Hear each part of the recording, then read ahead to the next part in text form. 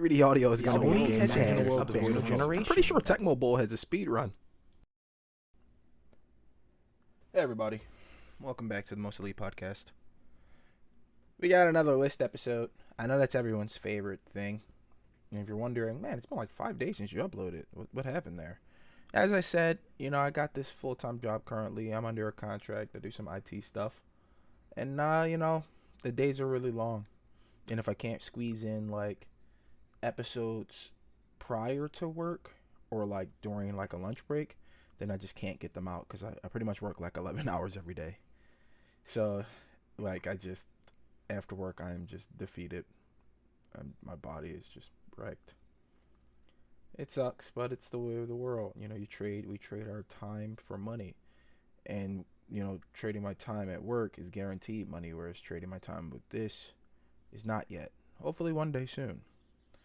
So we continue plugging on. Another day, another episode, another list. And this list was the Sony State of Play. I mean, honestly, I don't know what I was expecting. I thought I would see pardon me for yawning. I thought I would see something really, really exciting. And there was some cool things there, right? But nothing that jumped off the screen at me to be like, this is the thing. This is what you've been waiting for. Like, this is what we play for, There wasn't anything like that this time around. Maybe next time. They do hold it like once a month or something I don't know when they do their State of Plays. I don't know their schedule. But maybe next time. For now, what do we got? Let's go through the list. Drum roll, please. It's not a drum roll. Moss, Book 2. Now, Moss, he plays a cute little mousy Mouchkuik on an epic adventure. I forgot the mouse's name. She has a name, but I forgot it. Book 2 is coming out, and it's a VR game. This surprises me, because the first one VR? Before I even speak out of turn here, let's look it up. There's no reason for me to even, the first one is a VR game. Wow, look at that. It came out in 2018. Quill is the mouse's name. And yes, it is a VR game. So I guess it no longer surprises me that the second one is VR. Because prior, I never played the original Moss, So, but I know it's everyone likes cutesy stuff, and the reviews on Moss are stellar. On Steam, it has a 9 out of 10. So, I mean, in Steam, those guys are brutally honest, huh? Except for the paid advertisements, but at least they have to inform you that they are a paid advertisement, or they have some sort of stake in the what's it called? Advertisement. They have some sort of stake in what they are advertising, right? So that's good. But yeah, I never played the first one. I know people liked it a lot, and that it surprised me that a second one was coming. So that's pretty cool. We have this interesting shoot 'em up game called Arcadegeddon, or maybe it's Arcadegeddon. Maybe it's that. Apparently, it's from the team that made Predator Hunting Grounds and the Friday the 13th game. Wow. So the Friday the 13th game didn't have a super long lifespan because the creators canceled the rights, so they had to cancel all the DLC and everything. That, and it was going up against Dead by Daylight, which is not only more popular, but the superior game. So, rip to the Friday the 13th game. I remember back when I worked at a game retailer. There's not many of those in the world, use your imagination. But I worked at a game retailer, and one day this kid comes in with his mom? I don't know. Anyway, they're looking at the Switch games because they got a Switch, And they're like, what about the Friday the 13th game? We love those movies. I was like, do you? Then don't buy the game. They're like, what? I'm like, look, I'm going to be honest with you. If you're looking for the 1v5 sort of game archetype, you're better off playing Dead by Daylight. And keep in mind, I haven't played either of the games, but I'm well enough in the know to know that Dead by Daylight is the better game. It's on season like 50, has 1,000 characters, like, powers, new stuff is being added all the time. So I, even back then when this incident took place, I knew to smartly inform them to buy Dead by Daylight.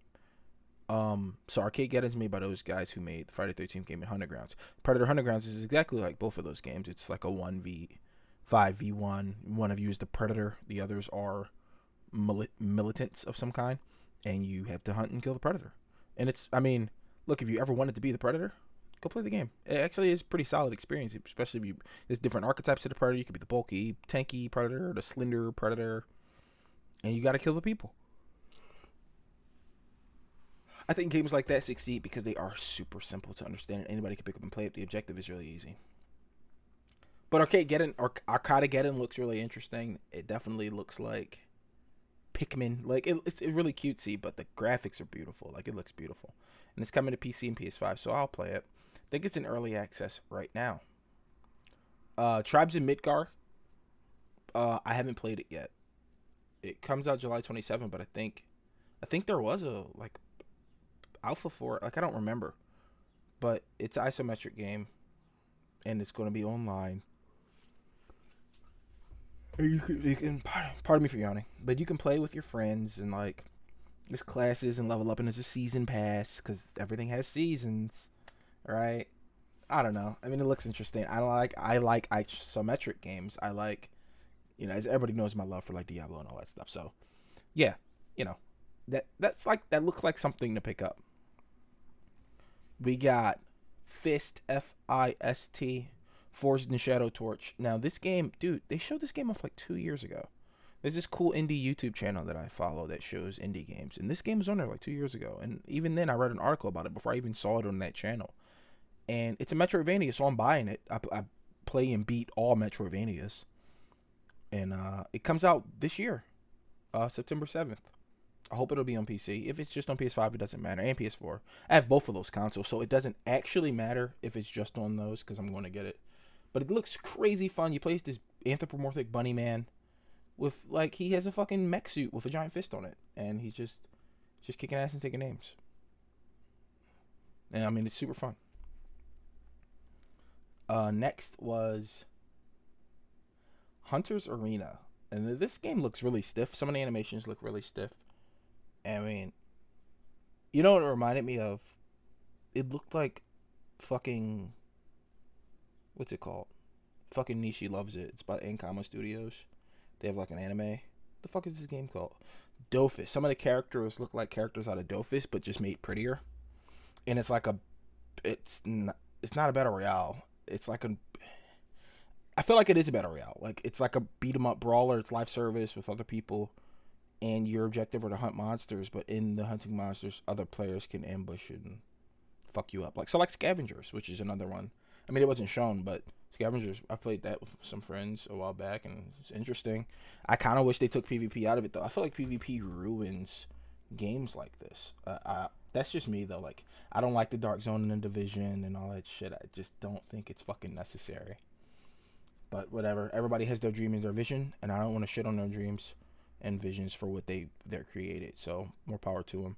I don't think I would play it, though. I don't think I'm going to play Hunter's Arena. It looks interesting enough. Animations look kind of stiff. It looks kind of old.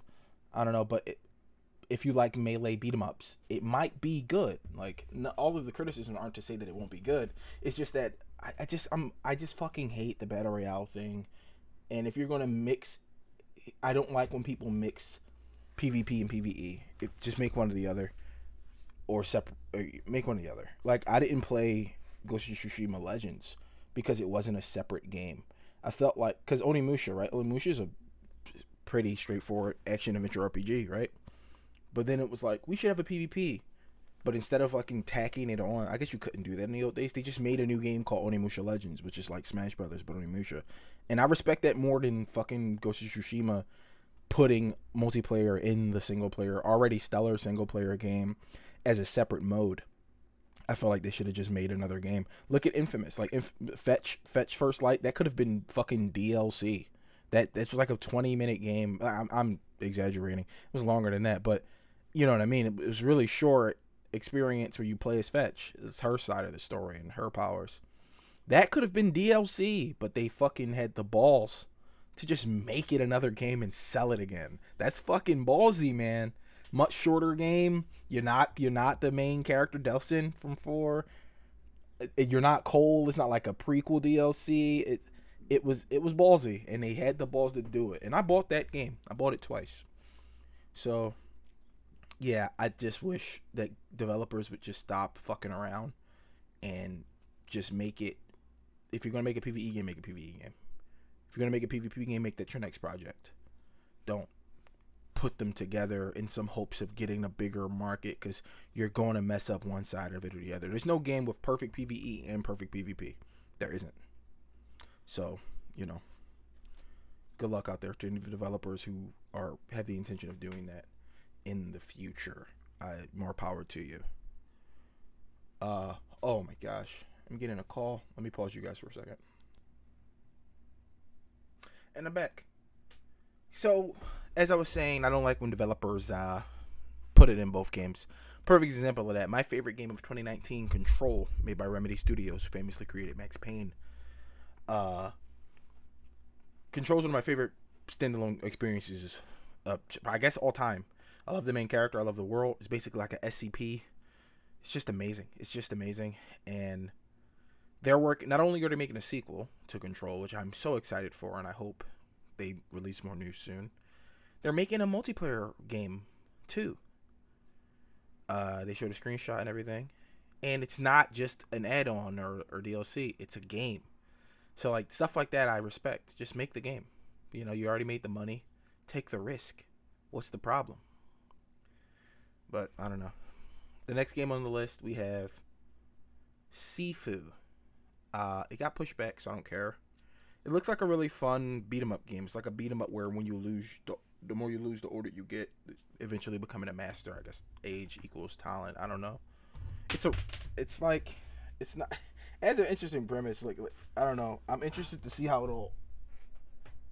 Gotta drop something here. I'm interested to see how it'll all turn out. Unfortunately, it got pushed back, so now I'm not excited anymore. They showed off Jet. This is the second time I've seen it. I think the first time was at E3, where it's a sci-fi adventure. Where when I first saw it, I was like, oh, it's No Man's Sky, but like no fighting. That's the best I can put it.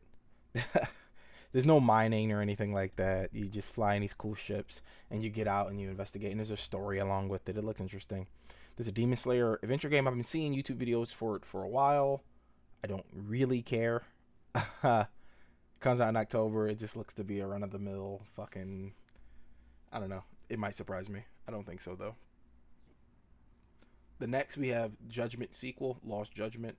I have the first Judgment game. It's really fun. It's really cool. It's a spin-off of Yakuza. And it's sick. It's a fun game. Great story. So, Lost Judgment looks like just more Judgment, just on the PS5 now. So, I'll be getting it, and I'll be beating it. Death Stranding's director's cut. I don't care at all about this. I don't even know how this is a director's cut when Hideo Kojima had complete control over the first game. So wouldn't that game be his director's cut? Unless this is shit he himself cut out of the first game, and that's where the cut comes in. Like, I don't know.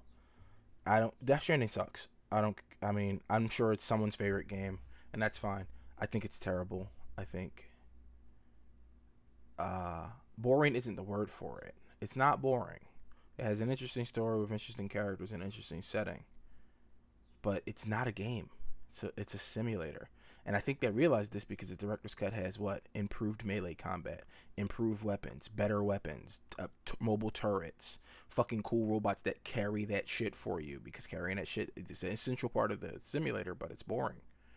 So I think they know that the game was lacking things that would make it a game.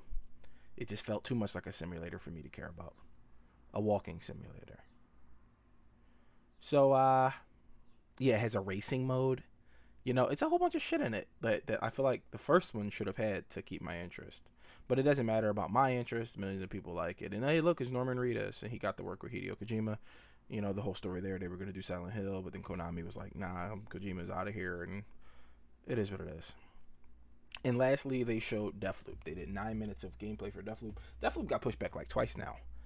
It is coming in September, hopefully. It's a really interesting premise. It looks fun. You play as a guy stuck in a time loop, and you have to kill eight people to hopefully break the loop, or at least that's how they're selling it. And one of the 8 is hunting you as well. You have some sort of connection to her. You don't know what it is because you don't have any memories or why you're here. My theory is you were the 9th of this group, and you guys created this place, and I guess something happened and you wanted to break free, and in the accident during you trying to escape, something took place to fuck your memories up, and now you're stuck in this loop. That's how I think it's going to go.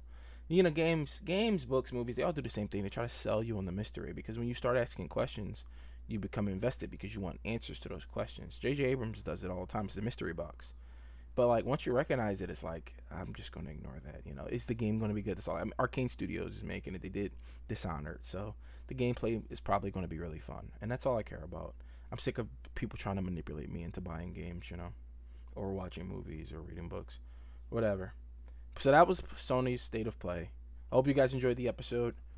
We'll be back again next week with something cool. I recorded this with no game in front of it, so I have no idea what I'll play to. I have no idea what I'll play over this, like to put over the podcast. I don't know, probably something. I have tons of games. I just don't know. Sometimes for these episodes, like, it's better to just have something there that helps flow better. Whatever. Thank you guys for stopping in. Like, comment, subscribe, all that good stuff. And if you do subscribe, hit that little heart for me so you know when I update, which I try to do every day. I know it's not often. Lately, work has been something, but I do try to do it every day. All right, guys. Till next time. See ya.